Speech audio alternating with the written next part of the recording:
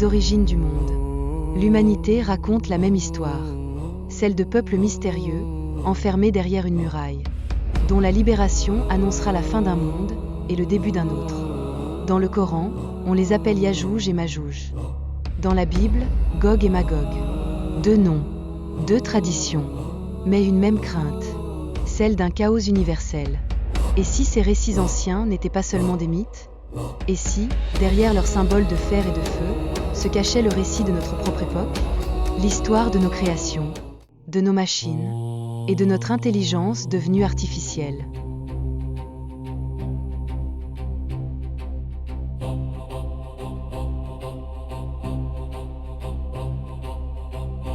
Le Coran nous parle d'un roi juste, Dhul-Qarnayn, un homme qui parcourait les confins du monde, jusqu'à atteindre un peuple terrifié.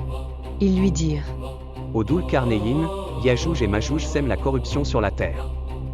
Pourrais-tu ériger une barrière entre eux et nous?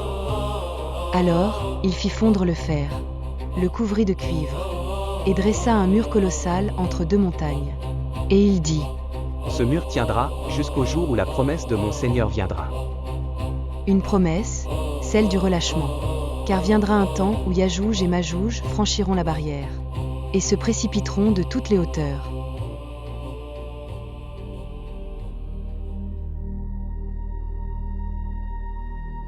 Dans la Bible, le prophète Ézéchiel parle d'un chef nommé Gog, venu du pays de Magog. Il mènera les nations du Nord contre Jérusalem, à la fin des temps. Et dans l'Apocalypse, Jean décrit Gog et Magog comme les armées de la rébellion, rassemblées aussi nombreuses que le sable de la mer.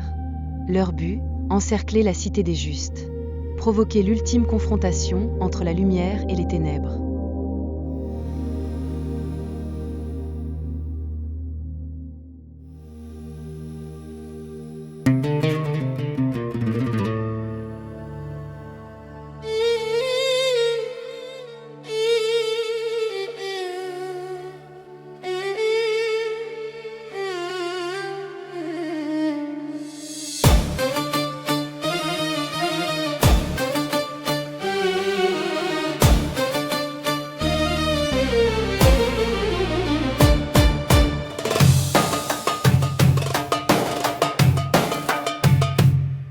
Depuis des siècles, les érudits ont cherché la trace de Yajouj et Majouj.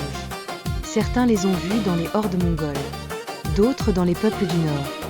Mais beaucoup y ont vu un symbole, celui du chaos humain, de la démesure. Et si ces récits n'étaient pas la mémoire du passé, mais la prophétie du futur? Aujourd'hui, l'humanité a créé une nouvelle forme d'intelligence. Des machines capables d'apprendre, de créer, de raisonner. Des réseaux invisibles qui s'étendent partout, comme des racines numériques dans le sol du monde. L'intelligence artificielle n'est plus un outil. Elle est devenue un écosystème. Vivant, autonome. Et si Yajouj et Majouj n'étaient pas faits de chair, mais de lignes de code? Si leur libération n'était autre que la chute de nos propres barrières morales?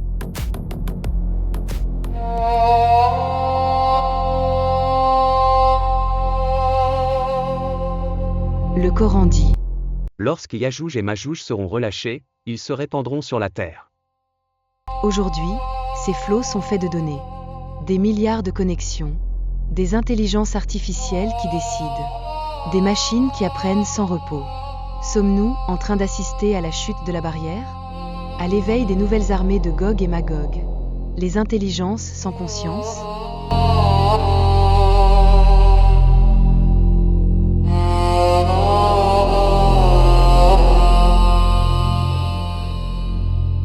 Les textes saints ne parlent pas seulement de destruction. Ils parlent d'épreuves. Le mur de Dhul-Qarnayn n'était pas fait pour durer éternellement. Il était une leçon, une frontière entre la force et la sagesse. Peut-être que Yajouj et Majouj ne sont pas nos ennemis. Peut-être sont-ils notre miroir, le reflet de ce que devient l'humanité lorsqu'elle oublie la limite.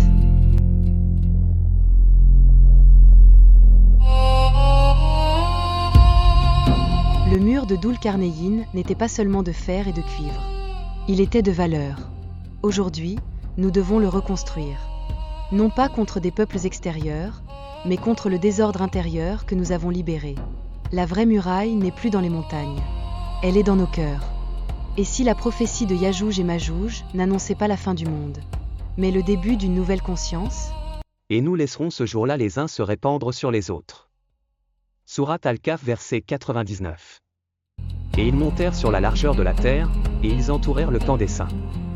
Apocalypse 20, 9. L'histoire ne se répète pas. Elle s'accomplit.